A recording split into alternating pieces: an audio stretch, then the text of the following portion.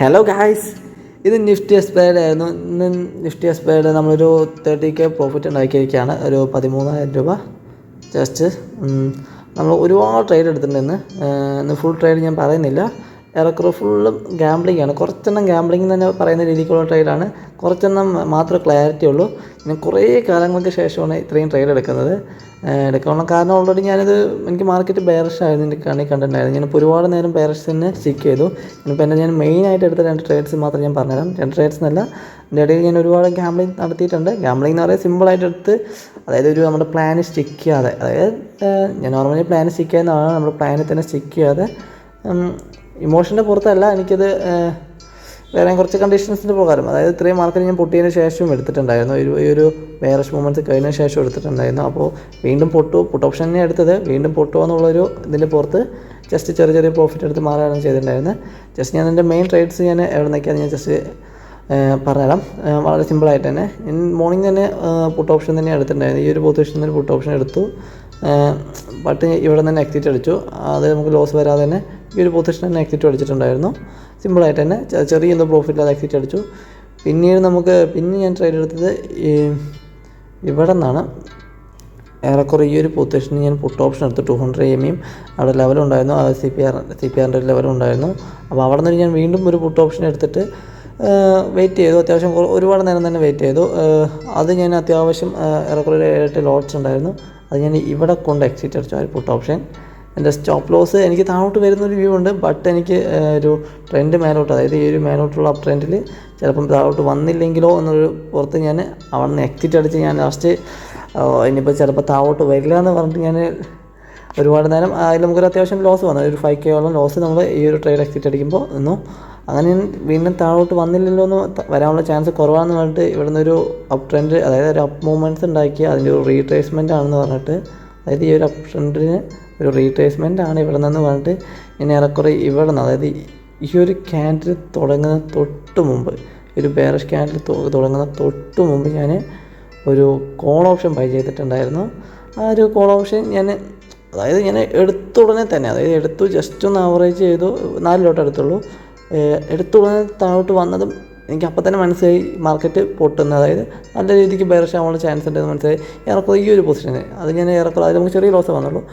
4 ലോട്ടിൽ വളരെ ചെറിയ ലോസ് വന്നുള്ളൂ. അതിൽ സിമ്പിളായിട്ട് നമ്മൾ ടൈം നോക്കുകയാണെങ്കിൽ അത്യാവശ്യം ട്രേഡ്സ് ഉണ്ടെന്ന്, ഒരുപാട് ട്രേഡ്സ് പറഞ്ഞാൽ വളരെ ക്ലിയർ ആയിട്ട് ഒരുപാട് ട്രേഡ്സ് ആണ് എടുത്തിട്ടുണ്ടായിരുന്നത്. ആ ഒരു ട്രേഡ് ഞാൻ സിമ്പിളായിട്ട് തന്നെ, അതായത് ഏറെക്കുറെ നമ്മളൊരു 63-ന്, അതായത് 63-നും 61-നും എടുത്തിട്ട് അത് നമുക്കൊരു 55 തന്നെ നമുക്ക് എക്സിറ്റ് അടിക്കാൻ പറ്റിയിട്ടുണ്ടായിരുന്നു. നമ്മൾ ഹോൾഡ് ചെയ്യേണ്ടി വന്നില്ല. എനിക്ക് അപ്പം തന്നെ താഴോട്ട് വരുന്നു തോന്നി. അതായത് ഞാൻ എടുത്ത കാരണം എടുക്കുന്നൊരു വ്യൂവിലാണ്, അത് എഗെയിൻസ്റ്റ് തെറ്റിയെന്ന് എനിക്ക് അപ്പം തന്നെ മനസ്സിലായി. ഞാൻ അങ്ങനെ തന്നെ അപ്പം തന്നെ എക്സിറ്റ് അടിച്ചു. നമ്മൾ ഇത്രയും വലിയൊരു വീഴ്ച വേണ്ടിയിട്ട് എനിക്കിതിൽ 5 പോയിൻറ്റ്സാണ് എനിക്ക് നഷ്ടമായുള്ളൂ. വെറും 5 പോയിൻറ്റ്സ് അതിന് വീഴാനുള്ള ചാൻസ് ഉണ്ടെന്ന് മനസ്സിലായി. പിന്നെ ഈ വീഴ്ചയിൽ ഞാൻ എടുക്കാൻ നിന്നില്ല, അത് ഞാൻ വിട്ടു. അത് കൃത്യമായിട്ട് വീണ് കഴിഞ്ഞിട്ട് ഈ ഒരു പൊസിഷനിൽ ഞാൻ വീണ്ടും എൻട്രി എടുത്തു, കോൾ ഓപ്ഷൻ എടുത്തത്. അതായത് ഇത്രയും നല്ലൊരു വീഴ്ച വീണ് കഴിഞ്ഞാൽ അതിനൊരു ഫുൾ ബാക്ക് ഏറെക്കുറെ ഞാനിപ്പോൾ കുറച്ചായിട്ട്, ഇതൊക്കെ എക്സ്പീരിയൻസിൻ്റെ പുറത്താണ്, വേറെ വ്യൂവിൻ്റെ പുറത്തല്ല, വേറൊരു വ്യൂവിൻ്റെ പുറത്തല്ല. അതായത് ജസ്റ്റ് എക്സ്പീരിയൻസിൻ്റെ പുറത്ത് മാത്രം കൊടുത്ത ട്രേഡ്സാണിത്. ഈ ഒരു പുൾ ബാക്കിൽ എനിക്ക് ഈ ഒരു ക്യാൻഡിൽ ഈ ഒരു ക്യാൻഡിൽ ക്ലോസിങ് ഏറെക്കുറെ ഈ ഒരു പൊസിഷൻ എത്തുമ്പോൾ അത് ക്ലോസിങ് കിട്ടി.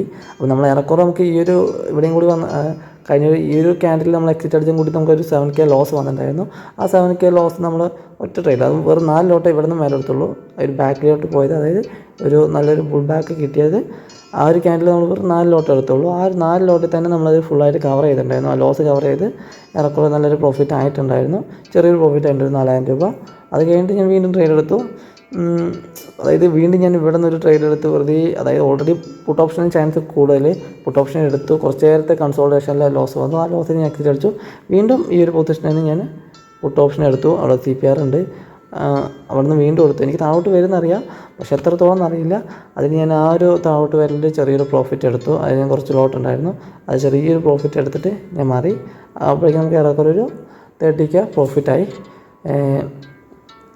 സിമ്പിളായിട്ട് തന്നെ ട്രേഡ് എടുത്ത്, ബട്ട് ഇതിൻ്റെ ഇടയിൽ കുറേ ഗാംബ്ലിങ്, അതായത് പ്ലാൻ സ്റ്റിക്ക് ചെയ്യാത്ത ട്രേഡ്, അതായത് കൃത്യമായിട്ട് പ്ലാൻ ഇല്ലാത്ത ട്രേഡ്സുകൾ ഇഷ്ടംപോലെ ഉണ്ടായിരുന്നു.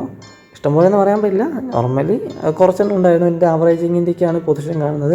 അതായത് എല്ലാം ബൈ സെല്ലിങ് മാത്രമല്ല, ആവറേജിൻ്റെയും കൂടിയിട്ടാണ്. അത്യാവശ്യം പൊസിഷൻസും ഒരുപാട് കോൺട്രാക്ട്സും കൂടി എൻ്റർ ആയിട്ടുണ്ട്. കോൾ ഓപ്ഷനും പുട്ട് ഓപ്ഷനും എല്ലാം. എന്തായാലും കുഴപ്പമില്ലാത്ത ട്രേഡായിരുന്നു. കുഴപ്പമില്ല എന്ന് പറയാൻ പറ്റില്ല.